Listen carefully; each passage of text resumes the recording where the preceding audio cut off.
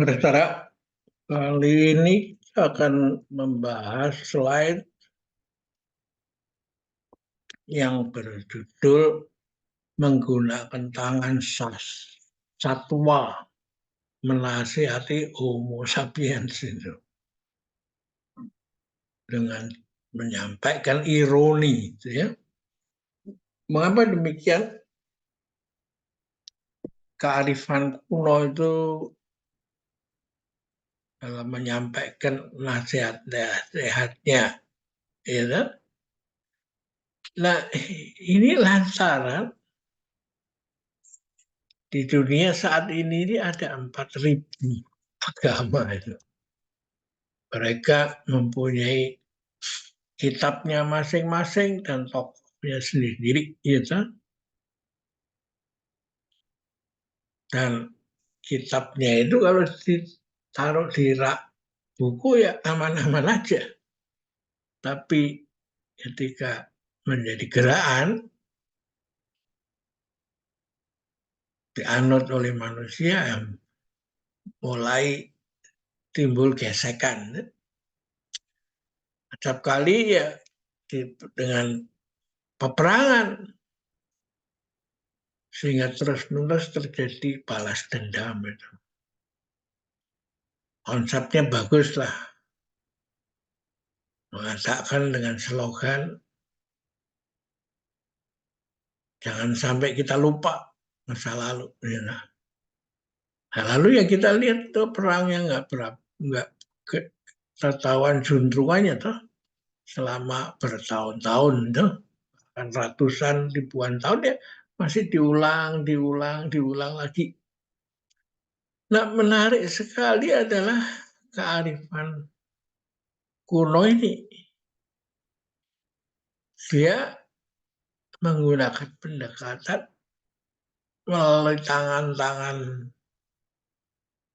satwa ini. Di sini ada monyet, ini ada anjing, ini ada ular, ini ada kelinci, ini ada burung pipit, ini ada elang dan banyak lagi yang seringkali dia bisa tampilkan itu ya. Nah, maksudnya apa ya?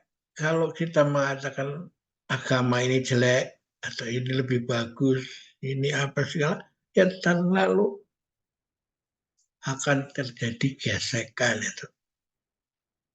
Nah, kalau menggunakan satwa seperti monyet, itu kan ya monyet aja ternyata bisa memberikan nasihat. Ya, kok manusia nggak habis-habisnya itu. Dan ujungnya sampai kepada bisa terjadi perang dunia dengan menggunakan senjata nuklir itu. Ya, dan ketika dikembangkan lalu intelektualisme, keadaannya ya nampak di permukaan bagus pada awalnya, lalu akhirnya penumpulkan kemampuan Homo sapiens. Misalnya dengan diketemukan kalkulator, kita itu males berpikir berpikir sendiri dalam menyampaikan kebenaran itu. Ya. Sehingga Pak, kalau dulu kita diajar mencongak, setelah diambil kalkulator, setelah ada kalkulator, orang menjadi malas berlatih mencongak. No?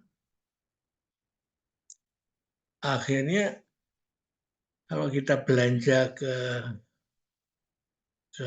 toko, membeli barang seharga 25, ribu dengan uang 100.000 udah tidak bisa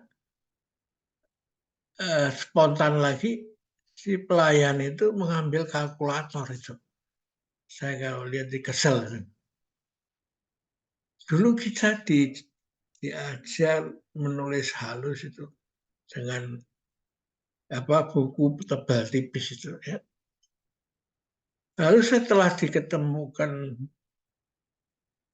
komputer, mesin ketik, lalu semua diisi dengan tulis menjadi tulisan tangan dirubah menjadi tulisan gejek gitu, cetak. Ya. Nah, sekarang timbul masalah lagi, lalu mau dikembalikan tulisan tegak bersambung.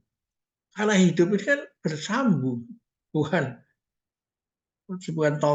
apa tempel Lego tuh. Nah ini menjadi masalah lagi, ya tak? Jadi banyak kemampuan manusia kalau tidak diwaspadain, ya tak? Teknologi itu bisa menumpulkan manusia itu lalu menjadi apa? Menjadi bawahan daripada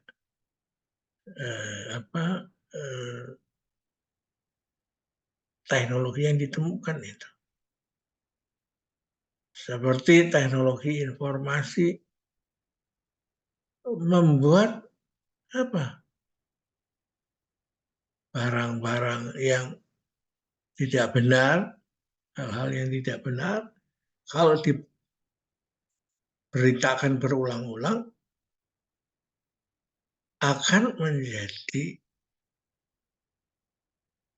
kebenaran itu, dianggap benar.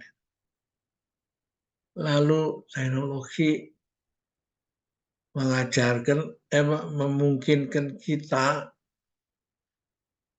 dengan ngomong aja ini sudah bisa berubah menjadi tulisan itu. Wah itu dibanggakan, padahal itu ya sama aja kemampuan manusia itu dihilangkan. Nah sekarang ada cerita lagi yang lebih sophisticated lagi, artificial intelligence itu, chat GPT itu. Kalau kita berikan input data-data, kita bisa menyerahkan pada artificial intelligence untuk membuatkan paper itu, skripsi buat kita itu. Ya, yang terakhir itu orang dikasih gambar yang sama semua, yang berbeda-beda, dan mereka disuruh menebak mana yang buatan foto sendiri atau artificial intelligence, maka ternyata keempatnya itu bikinan artificial intelligence. Sehingga manusia itu sendiri kecelek. Dia tidak bisa lagi membedakan antara yang benar dan yang palsu. Berpakaian juga bisa ditembus dengan alat supaya seolah dia nudis itu telanjang. Pakaiannya bisa diganti-ganti, Bapak bisa ngomong, bisa main pingpong melawan manusia itu, sehingga bisa juga dia mengalahkan manusia itu pertandingan pingpong. Jadi ini apa-apaan ini teknologi ini? Apakah satu kemajuan atau satu kemunduran? ya akhirnya kembali pada manusianya sendiri. Mampu nggak dia memanfaatkan yang positif dan menyampaikan yang negatif, toh. Nah, saya nanti mau bicara serial ya, toh. Kita ambil dari monyet ini apa sih yang bisa diceritakan, ya toh? Dongeng apa yang kita bisa kembangkan dari monyet ini? Nah, ada satu kisah seorang sedang apa itu eh, seekor monyet itu sedang duduk di pinggir kolam dan melihat ikan-ikan pada megap-megap itu. Ya, seolah-olah ikan itu sedang tenggelam. Nah, ternyata lalu pikiran dia mengasosiasikan itu persis seperti saya ketika apa, pernah meloncat dari pohon ke pohon terpeleset dan jatuh ke ke air itu, ke sungai itu. Yang mulutnya persis seperti saya itu. Dan lalu monyet yang iba itu mencoba menyelamatkan dan mengangkat ikan itu keluar dari kolam. No? Akhirnya apa yang terjadi? Alih-alih hidup malahan mati itu ya.